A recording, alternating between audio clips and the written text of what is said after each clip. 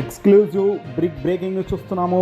తమిళనాడు రాజకీయాల్లో శరవేగంగా magic mark దాటేయబోతున్నారు TVK party అధినేత విజయ్. ప్రధాన పార్టీలకు భారీ షాక్కులు ఇస్తూ విజయ్ అడుగులు వేస్తున్నారు. ప్రభుత్వ ఏర్పాటుకు అవసరమైన సంఖ్యాబలం టీవీకే పార్టీ అధినేత విజయ్ సాధించేశారు. విజయ్ను ముఖ్యమంత్రి చేసేందుకు పలు కీలక పార్టీలు ముందుకొచ్చాయి. అయితే విజయ్ అందరికీ ఆమోదం తెలపలేదు. ఎంపిక చేసిన పార్టీలతో మాత్రమే కలిసి వెళ్లాలని ఆయన డిసైడ్ అయ్యారు. ప్రభుత్వంలో కీలక భాగస్వాములుగా ఉండే పార్టీలను ఖరారు చేసుకున్నారు. దీంతో టీవీకే పార్టీ కూటమి బలం ఇప్పుడు ఏకంగా 126కు చేరింది. ముఖ్యమంత్రిగా విజయ్ అనే నేను అనేది రేపు ప్రమాణ స్వీకారం పైన ఇప్పుడు అందరి చూపు పడింది.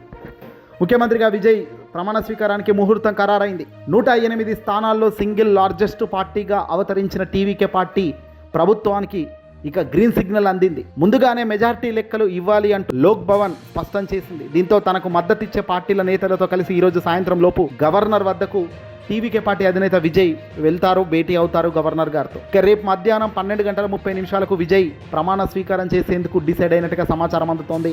విజయ్ అనే నేను అంటూ దద్దరిల్లబోతుంది దేశం మొత్తం తమిళనాడు ప్రమాణ స్వీకారం రేపటితో. ఈ మేరకు సాయంత్రం గవర్నర్తో భేటీ తర్వాత అధికారికంగా ప్రకటన చేస్తారు.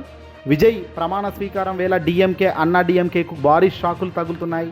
డిఎంకేలో ప్రధాన పార్టీగా ఉన్న కాంగ్రెస్ విజయ్తో చేతులు కలిపేందుకు సిద్ధమైంది. దీనిపై డిఎంకే నేతలు భిన్నంగా స్పందిస్తున్నారు. వెన్నుపోటు రాజకీయాలంటూ విమర్శిస్తున్నారు. ఇదే సమయంలో ఎన్డీఏ కూటమిలోని కొన్ని పార్టీల కూటమిలకు సంబంధించి వదిలి విజయ్తో కలిసేందుకు సిద్ధపడుతున్నారు. 234 స్థానాల రాష్ట్ర అసెంబ్లీ సాధారణ మెజార్టీకి 118 స్థానాలు అనేది అవసరం మ్యాజిక్ ఫిగర్ ఇది. అయితే విజయ్ పార్టీ 10 సీట్ల దూరంలో మాత్రమే నిలిచింది. దీంతో కాంగ్రెస్ పార్టీ, పీఎంకే, వామపక్షాల మద్దతు కోసం ఆయన ప్రయత్నాలు చేశారు.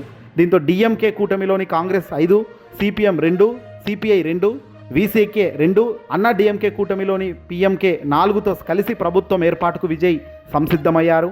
డిఎంకే అలాగే అన్నా డిఎంకే ఈ ఇద్దరు పార్టీల నుంచి కొందరు ఎమ్మెల్యేలు టచ్లోకి వస్తున్నారు. అయితే వారిని చేర్చుకోవాలా లేదా వద్దా అనే దానిపై విజయ్ ఇప్పటికిప్పుడు సముఖంగా లేరు. విజయ్కు మద్దతుగా ఉన్న అన్నా డిఎంకేకు చీలిక వస్తుంది. డిఎంకే కాంగ్రెస్ నిర్ణయం విభేదిస్తుండటంతో విజయ్ ప్రమాణ స్వీకారం వేళ తమిళనాడు రాజకీయాల్లో సంచలన పరిణామాలు చోటు చేసుకునే అవకాశం ఉంది. విజయ్ ప్రమాణ స్వీకారం వేళ చాలామంది ముఖ్య అతిథులు వస్తున్నారు.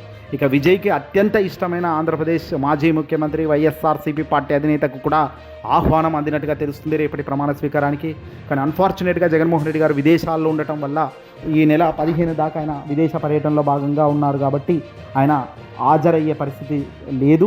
ఇండియాకు, భారతదేశానికి వచ్చిన వెంటనే ఆంధ్రప్రదేశ్కు పిలిపించుకొని మని ప్రత్యేక సన్మాన కార్యక్రమం, ప్రత్యేక భరోసా, ప్రత్యేక గుర్తింపునిచ్చేదానికి జగన్మోహన్ రెడ్డి గారు ఆలోచిస్తున్నట్టు తెలుస్తుంది విజయ్ని పిలిచి. మరి ఏదేమైనప్పటికీ కూడా తాజాగా విజయ్ మా బ్రదర్ గెలిచినందుకు చాలా ఆనందంగా ఉంది.